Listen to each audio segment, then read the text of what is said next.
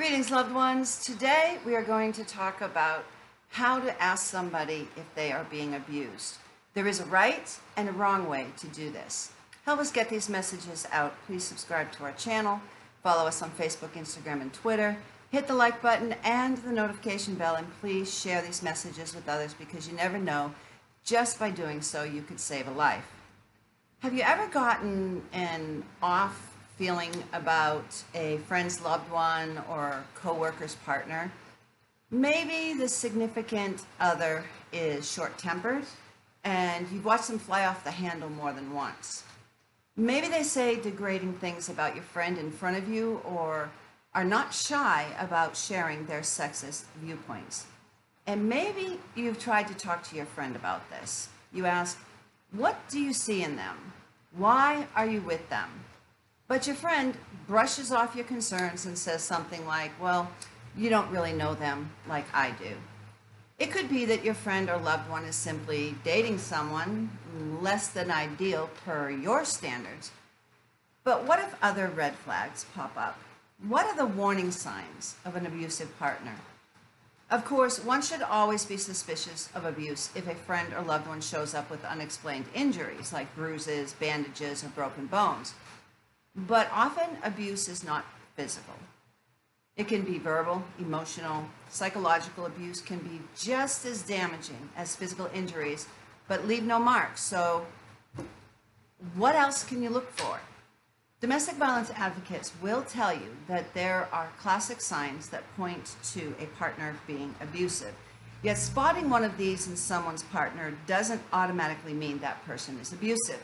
It's seeing these warning signs together, maybe two at first, then a third pops up, and that should give you pause about a person's intentions.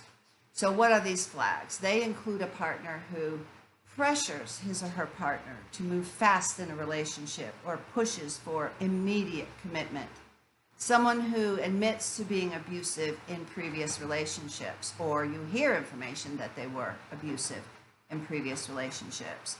Maybe they believe in stereotypical gender roles, machismo, machoism. Maybe they're domineering, jealous, or possessive. And maybe they isolate his or her partner from friends and loved ones or tries to convince their partner that he or she doesn't need to have a job. The person can have quick changing moods or a violent temper. The person is cruel to animals or children or seems insensitive to their suffering. You know, abusers don't have a way that they look. Many abusers are well liked by others. Everybody just loves this person. They can be very gregarious and outgoing and likable to the outside world.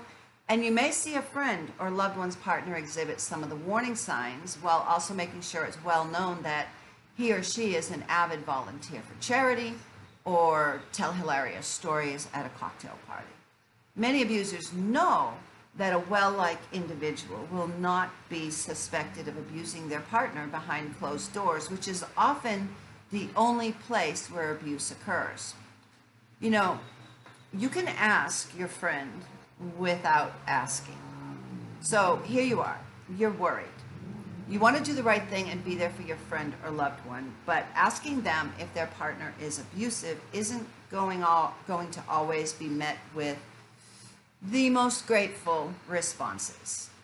Dana Carlin, a domestic violence advocate and expert with Break the Silence Against Domestic Violence, says that, strange as this is going to sound, most victims of domestic violence don't realize they're in an abusive situation. So asking them, are you being abused, is probably going to be met with an offended and defensive no, followed by a how dare you, or who do you think you are type of comment.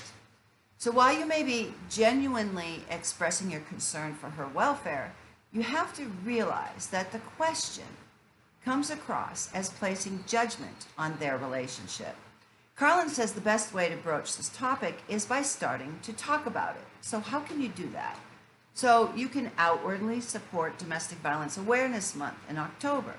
You could bring up news stories you recently read regarding domestic violence, or you could start visibly reading a book about domestic violence in front of your friend. You could also say, hey, I just saw this video done by this licenciata Gracie Murphy on domestic violence. Really interesting. Tell me what you think about it. So you can share what you learned with your friend in a casual manner. Like, did you know this? This is really interesting. This may sound like your intentions will be overly obvious, but Carlin says the idea is to gain the trust of the person. If you're comfortable about domestic violence, they'll be comfortable in approaching you and saying something when they are ready. Unfortunately, says Carlin, it often takes a horrible wake-up call for survivors of domestic violence to realize that they are being abused. They may see the abuser target their children, and police or child protective services will be forced to step in, or an abuser becomes dangerously violent. So why? Why do they not realize this? It's not that hard to understand that, no one wants to be a victim of domestic violence or own up to being one, says Carlin. She's a survivor herself. So do what you can to bring up the subject and talk about it, and, not directly talk to her, but like when you're sitting with her, you say, oh, I saw this, or I read this, or what do you think about this, or, there's a fundraiser going on. Use these things to open up the door. With 1 in 3 women experiencing domestic violence worldwide, the question is not if you will encounter a victim of violence. The question before God is, what will you do when you do encounter them? You could actually be the person who saves a life. You are called. We are all called to be champions for justice, and those who suffer violence need to know that those who love them and those who don't even know them will step out and reach out to them to give them the help and the courage they need to leave before it's too late. So help us get these messages out. Please subscribe to our channel. Follow us on Facebook, Instagram, and Twitter. Hit that like button and the notification bell, and please share these messages with others. If you're a victim of violence, you've been listening to lie after lie after lie after lie. So I want you to listen to me now. I'm going to tell you the truth. And the truth is that you are valued. You are loved. You are intelligent, and you are beautiful. God does not want you to suffer violence. He wants you to live free from violence and peace and tranquility. There is a way out. It's not your fault, and abuse is not love. If you're a victim of violence, reach out to somebody now. If you find yourself in a dangerous situation, please call 911 and help will come to you. Tomorrow we're going to talk about what to do when a friend is in trouble and is suffering domestic violence. Until then, God bless you.